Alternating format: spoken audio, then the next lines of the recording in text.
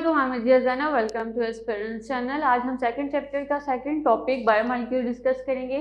ऐसे मॉलिक्यूल जो किसी लिविंग ऑर्गेनिज्म में नेचुरली प्रेजेंट होते हैं उनको हम बायोमॉलिक्यूल्स बोलते हैं। फॉर एग्जांपल हमारे पास कार्बोहाइड्रेट, लिपिड, प्रोटीन्स वगैरह और एंजाइम और न्यूक्लिक एसिड, ये ऐसे मॉलिक्यूल्स हैं जो किसी लिविंग ऑर्गेनिज्म में नेचुरली प्रेजेंट होते हैं और इन सबको हम वन बाय वन डिस्कस करेंगे। तो अभी हम डिस्कस करेंगे कार्बोहाइड्रेट।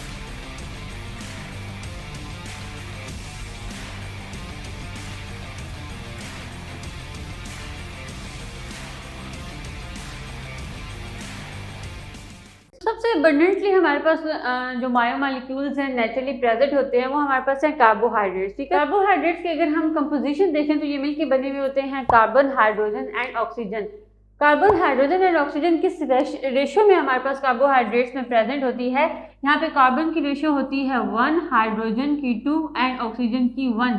ठीक है, इसका जो केमिकली फार्मूला बनता है हमारे पास वो बनता है CH2O। ठीक है, ये इसका हमारे पास क्या है, केमिकल फार्मूला है।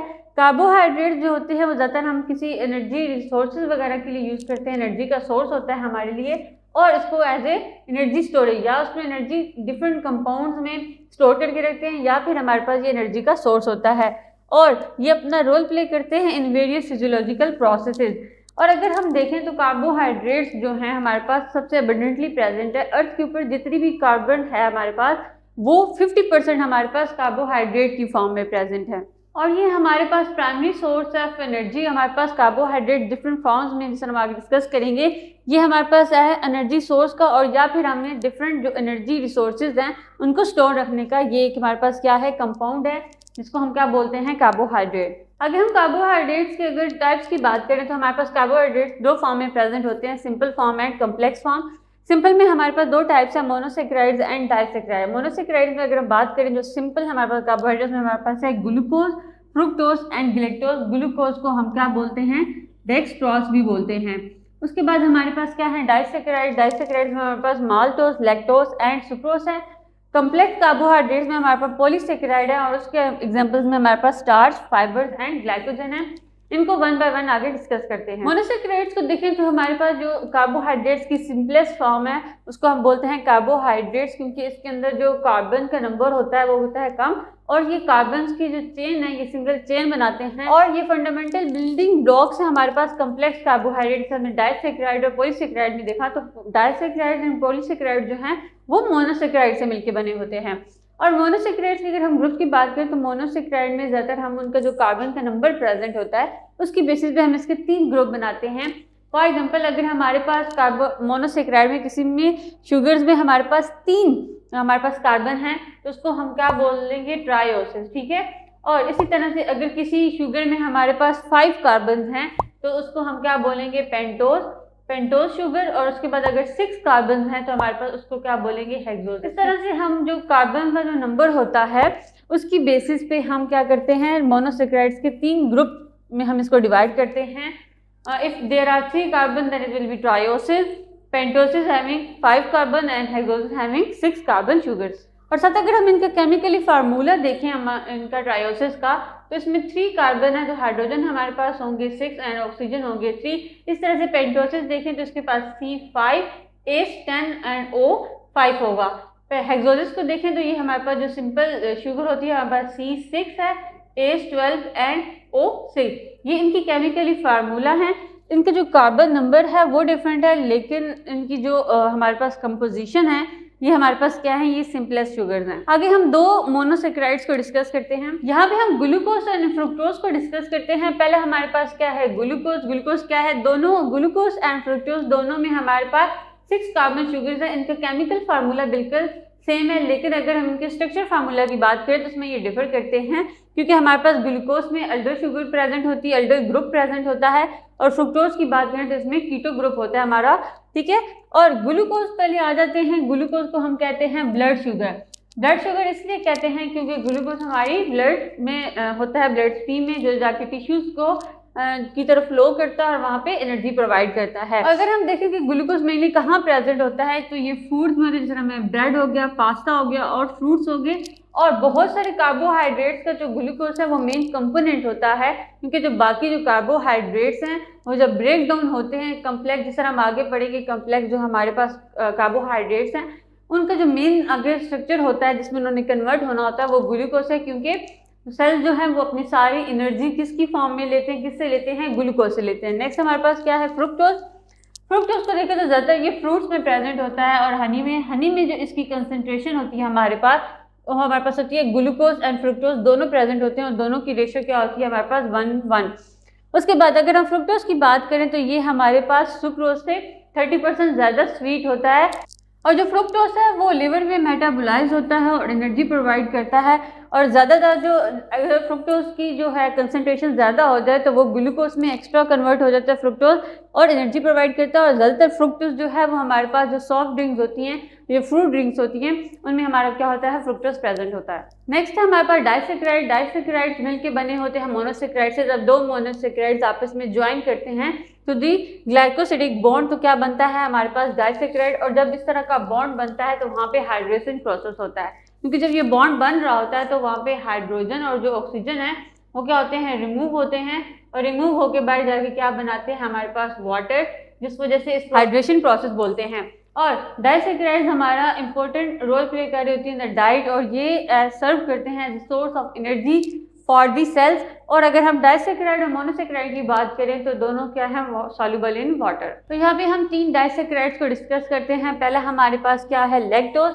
लैक्टोज की अगर हम बात करें तो ये ऐसा डाइसेक्राइड है, 2 मोनोसेक्राइड ग्लूकोज और गिलेक्टोज से मिलकर बना होता है। ये ज़्यादातर हमारे पास डेयरी प्रोडक्ट्स और मिल्क प्रोडक्ट्स में प्रेजेंट होता है, जिस तरह से हमारे पास योगर्ट, चीज़ या आइसक्रीम की बात करें। उसके बाद एक एंजाइम इंपॉर्टेंट होता है जो लैक्टोज की क्या करता है, कन्वर्जन करता है इनटू मोनोसेक्राइड, वो क्या है, लैक्टेज। ठीक है, और ये लैक्टेज एंजाइम अगर ह्यूमंस में प्रेजेंट ना हो for the conversion of the lactose into monosaccharide, तो फिर हमारे पास क्या होता है, लैक्टोज इंटॉलरेंस हो जाती है।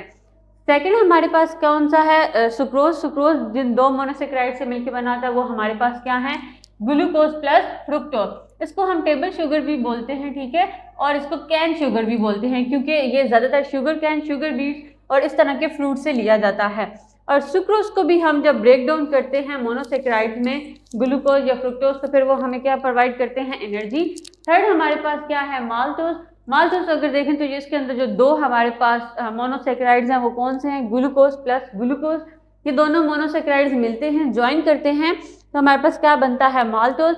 और माल्टोज की अगर हम बात करें तो ये फॉर्म होता है ड्यूरिंग डाइजेशन ऑफ स्टार्च। ठीक है, जब स्टार्च की डाइजेशन होती है तो माल्टोज फॉर्म होता है, और ज़्यादातर ये हमारे पास मिलता है माल्टेड मिल्क शेक्स में या फिर माल्टेड मिल्क कैंडीज़ में। और जो अगर हम माल्टोज की बात करें तो ये ज़्यादातर प्लांट्स में प्रेजेंट होता है, लेकिन उनके स्प्राउटिंग सीड्स में।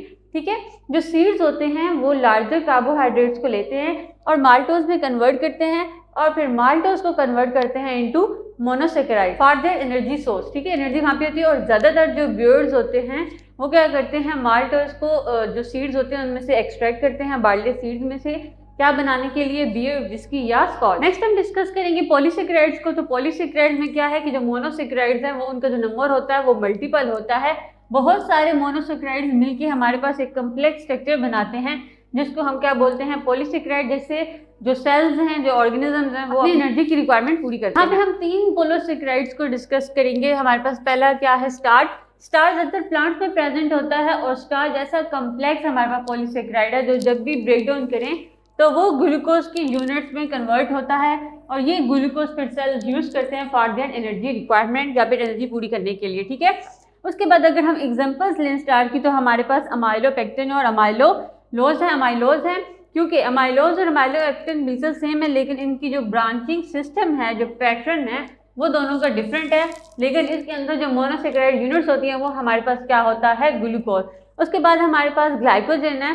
ग्लाइकोजन को अगर हम बात करें तो हम इसे एनिमल स्टार्च ही बोलते हैं, क्योंकि बाकी सारे प्लांट्स में या किसी ऑर्गेनिजम्स में जहाँ पे स्टार्च एनर्जी सोर्स होता है, अगर एनिमल्स में देखें तो वहाँ पे जो सारी एनर्जी स्टोर हो रही होती है वो ग्लाइकोजन की फॉर्म में हो रही होती है। ठीक है, तो ये जब भी एनर्जी रिक्वायर्ड होती है एनिमल्स को, तो वो ग्लाइकोजन को क्या करते हैं, ब्रेक डाउन करते हैं। और स्पेशली जो ग्लाइकोजन का नंबर है वो ज़्यादातर लिवर और मसल सेल्स में ये ज़्यादा प्रेजेंट होते हैं, वहाँ पे इनकी ब्रेक डाउन होती है और फिर जिस सेल को भी एनर्जी चाहिए होती है वो ले लेता है। और अगर ग्लाइकोजन की बात करें तो इनका क्या होता है, ये हाईली ब्रांच होते हैं और अलाउ करते हैं for the rapid mobilisation of the glucose when needed. Next हमारे पास क्या है, सेलुलोज। सेलुलोज की अगर हम बात करें तो ये ऐसा पॉलीसेकेराइड है जो स्ट्रक्चरल हमारे सपोर्ट देता है किसी भी सेल को, अगर किसी के अंदर प्रेजेंट है। तो सेलुलोज का हम जिस तरह बाकी पीछे लेक्चर्स में भी देख चुके हैं कि जो प्लांट की सेल वॉल होती है वो किससे मिलकर बनी होती है, सेलुलोज से, ठीक है। तो ये हमारे पास क्या है, एक स्ट्रक्चर पॉलीसेकेराइड है जो सेल वॉल को क्या करता है, प्लांट की सेल वॉल को रिजिडिटी प्रोवाइड करता है। और जो स्टार्च और ग्लाइकोजन की तरह अगर होता है हमारे पास सेलुलोज, उसको भी कन्वर्ट करने के लिए एक एंजाइम होता है सेलुलेज, जो ह्यूमंस में प्रेजेंट नहीं होता। जिस तरह से ये एंजाइम ह्यूमंस में प्रेजेंट नहीं होता, वो सेलुलोज को डाइजेस्ट नहीं कर सकते, लेकिन फिर भी सेलुलोज क्या है, उनकी डाइट का एक इम्पोर्टेंट हिस्सा है, फिर भी इसको लेते हैं, इनटेक करते हैं हम सेलुलोज को, इन डाइटरी फाइबर्स को। क्यों? क्योंकि जो हमारा फूड है उसको स्मॉल इंटेस्टाइन में रेगुलरली मूव करवाने में हेल्प करता है सेलुलोज। ये था हमारा आज के लेक्चर, जिसमें हमने कार्बोहाइड्रेट्स के बारे में पढ़ा कि कार्बोहाइड्रेट्स को क्या होते हैं, नेचुरली स्वीट होते हैं, इस वजह से इनको हम शुगर्स बोलते हैं।